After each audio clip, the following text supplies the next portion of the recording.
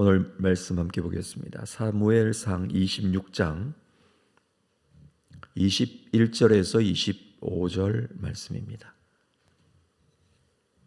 사무엘상 26장 21절에서 25절까지 한 절씩 교독하겠습니다. 사울이 이르되 내가 범죄하였도다. 내 아들 다윗아 돌아오라. 내가 오늘 내 생명을 귀하게 여겼은즉 내가 다시는 너를 해하려 하지 아니하리라. 내가 어리석은 일을 하였으니 대단히 잘못되었도다 하는지라.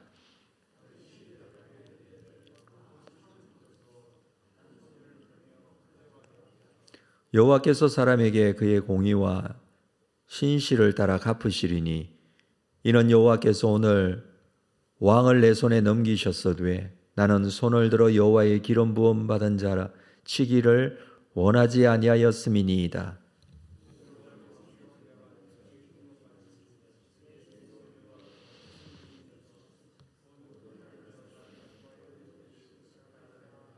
함께 읽습니다. 사울이 다윗에게 이르되 내 아들 다윗아 내게 복이 있을지로다. 내가 큰 일을 행하겠고 반드시 승리를 얻으리라 하니라. 다윗은 자기 길로 가고 사울은 자기 곳으로 돌아가니라. 사무엘상 26장 마지막 부분을 우리가 읽었습니다.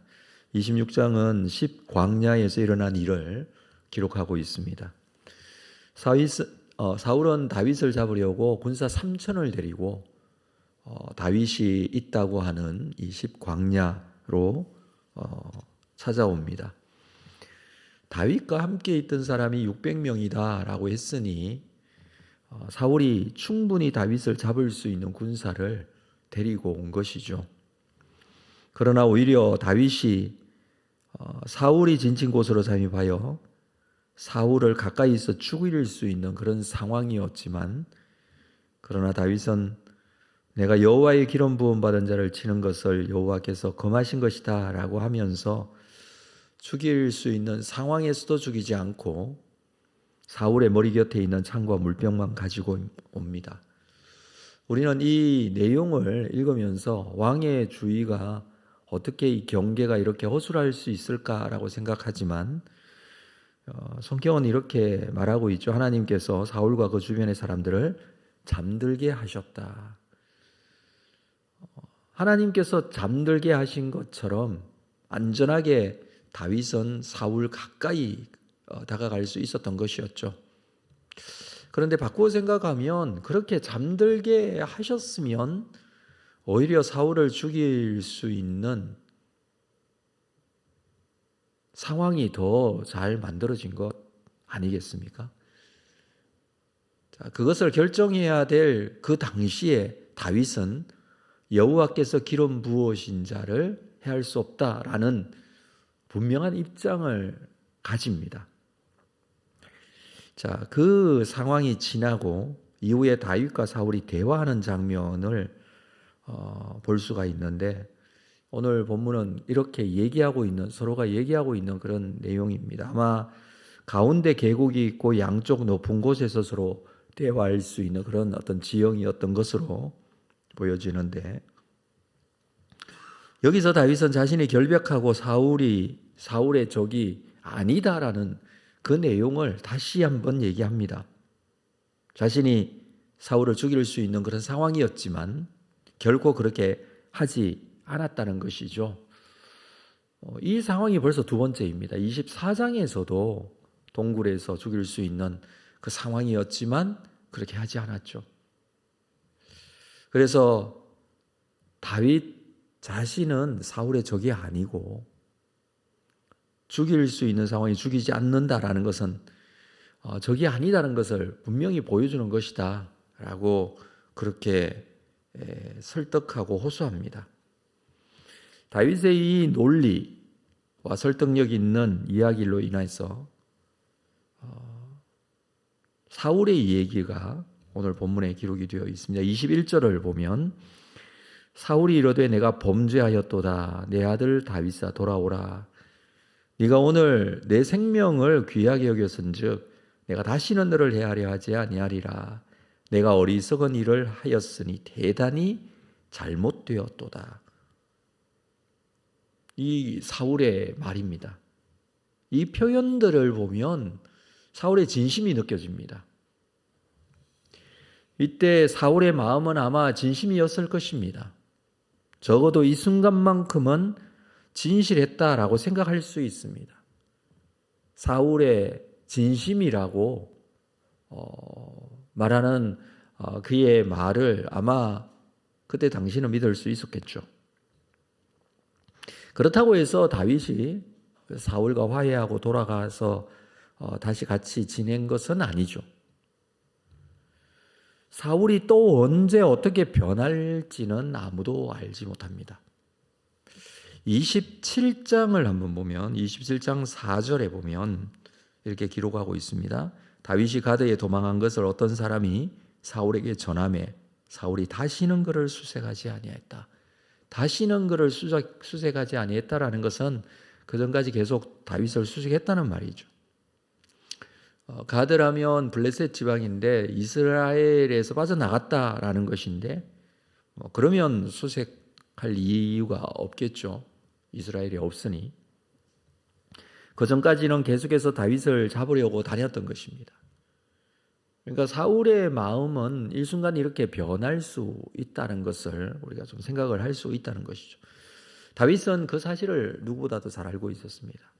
그래서 사울이 내가 범죄했다, 내가 다시는 너를 해하지 않겠다, 어리석은 일을 했다, 대단히 내가 잘못했다, 이런 표현들 반복해서 말하고 있지만 여러분, 우리는 이 본문을 보면서 그렇게 생각이 되어집니다. 사람의 마음을 믿을 수 있는 것은 아닙니다. 사람의 진심이라고 하더라도 사람을 믿을 수는 없습니다. 베드로가 예수님의 그 순한 예고 앞에 그는 결단코 자기는 예수님을 버리지 않고 부인하지 않겠다라는 그런 결심을 한 말을 하지 않습니까? 다른 사람 다 버리더라도 자기는 결단코 그렇게 할 수 없다. 예수님께서 베드로가 3번 부인한다라는 그 말이 듣기 싫어서이기도 했겠지만 적어도 지금으로서는 베드로의 말은 진심이었을 것입니다. 가식적으로 그렇게 말하지는 않겠죠. 그러나 자기 스스로를 자기가 믿을 수 없다는 사실을 나중에 깨닫게 됩니다. 불과 몇 시간 후에 그는 예수님을 반복해서 3번이나 모른다고 하죠. 부인하게 되는 그런 모습을 보이듯이 사울도 마찬가지입니다. 사람의 마음이라는 게 그렇다는 것이죠. 우리가 정말 무엇을 의지하고 어떤 마음으로 살아가는 것은 굉장히 중요합니다. 사람의 마음을 믿고 본인의 결심이나 사람의 어떤 결심을 보고 믿고 사는 것이 아니라 살아계신 하나님을 믿음으로 바라볼 수 있는 그런 모습이 우리에게 필요합니다. 적어도 다윗에게는 이것이 있었습니다. 자, 23절을 보면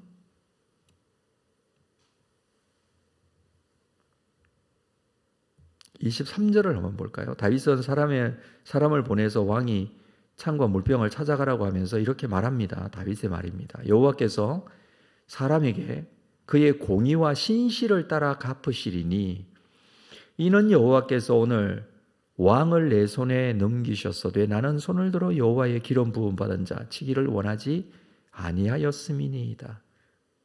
여호와께서 사람에게 공의와 신실을 따라 갚으신다 이렇게 말합니다. 그러니까 이 모든 상황에서 다윗이 생각하고 있는 것은 하나님께서 판단하실 것이다 라는 것입니다.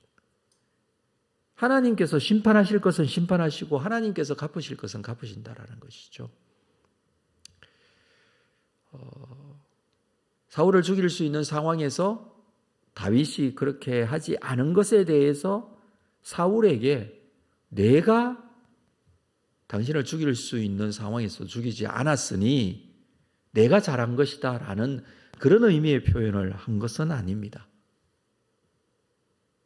무슨 말이냐 하면 이 모든 상황에서 여호와께서 사람에게 그의 공의와 신실을 따라 갚고 여호와께서 오늘 왕을 내 손에 넘기셨지만 나는 손을 들어 여호와의 기름 부음 받은 자를 치기를 원하지 않는다.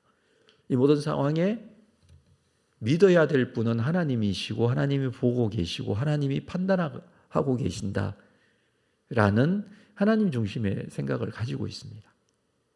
그래서 여호와라는 표현이 계속되고 있죠. 여호와께서 알고 계시고 보고 계신다는 것이죠. 24절을 볼까요?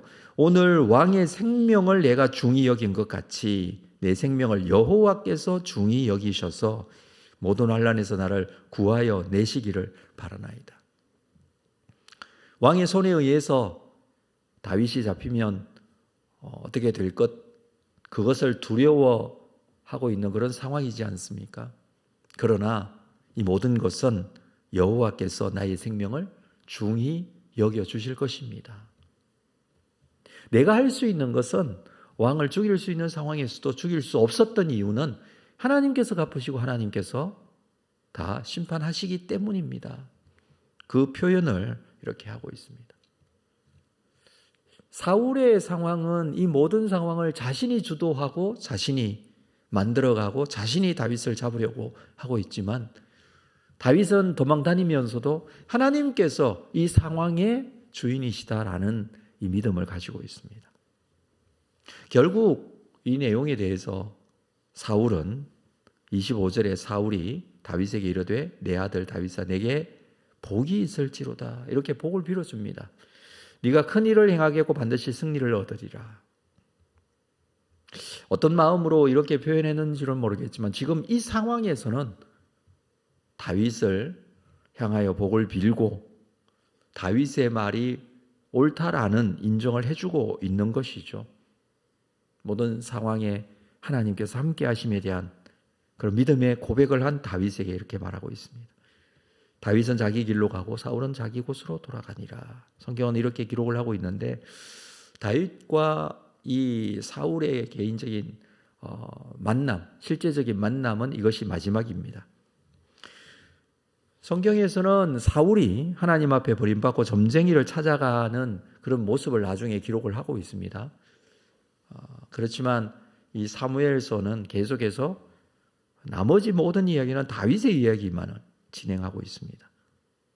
하나님과 함께하는 다윗에게 하나님은 믿음을 주시고 하나님께서 지금도 나와 함께 하심에 대한 믿음으로 지금의 상황을 잘 헤쳐나갈 수 있도록 다윗과 함께 하십니다. 그렇습니다. 사울과의 관계에서 다윗은 이 일을 하나님 중심으로 생각을 하고 있습니다. 보고 계시고 알고 계시고 인도해 가신다는 것이죠. 우리도 우리의 모든 상황에서 언제나 하나님께서 나와 함께 하시고 나를 보고 계실 뿐만 아니라 이 상황을 인도해 가신다는 상황에 대한 믿음과 인식이 있어야 할 것입니다. 하나님께서 전혀 상관없는 분으로 계신 것은 아닙니다. 실제적으로 볼 때 다윗은 사울에게 쫓겨다니면서 여러 가지로 너무나 불편하고 힘든 그런 상황이지 않습니까? 편안하게 지날 수 있는 그런 상황인데 사울로 인해서 그런 광야에서 쫓기는 자의 삶을 살고 있습니다. 그렇지만 이 모든 것도 하나님께서 나와 함께하고 계시고 인도해 가신다. 하나님의 마음과 생각을 잃어버리지 않으려고 애쓰고 있습니다. 그럴 때에 결정적인 순간에 그는 올바른 판단을 할 수 있었죠. 사울을 죽일 수 있는 상황에서도 오히려 이게 하나님께서 나에게 주신 기회다라고 생각을 하고 사울을 죽이면 이 모든 상황이 끝이 나고 편안해질 수 있고 아니 이스라엘의 왕이 될 수도 있는 그런 상황이지만 그러나 하나님께서 원하시는 것이 무엇인가? 그것에 대한 믿음을 가지고 판단하고 생각하고 있습니다. 우리가 살아가면서 일상 속에서도 또는 여러 가지 사건과 어려운 환경 속에서도 가져야 될 그런 마음이라 여겨집니다. 오늘도 하나님께서 주시는 이 마음으로 믿음 가운데서 하나님의 인도하심과 함께하심에 대한 확신과 믿음으로 승리하는 여러분들 다 될 수 있기를 주님의 이름으로 축복합니다. 기도하겠습니다. 거룩하신 아버지 하나님, 오늘 하루를 시작하며 하나님께서 주시는 말씀을 다시 한번 붙듭니다.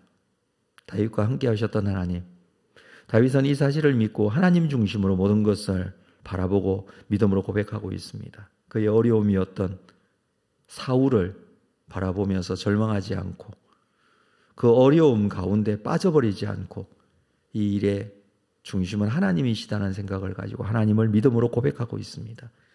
오늘 우리에게 주어진 이 쫓기는 자의 도망자와 같은 다윗과 같은 삶, 우리에게 있을지라도, 또는 우리를 힘들게 하거나 또는 우리를 절망케 하는 상황 속에서도 하나님께서 이 모든 일을 알고 계실 뿐만 아니고 그 상황에서도 나를 인도해 가신다는 확신과 믿음 놓치지 않고 믿음 가운데 서 있기를 원합니다.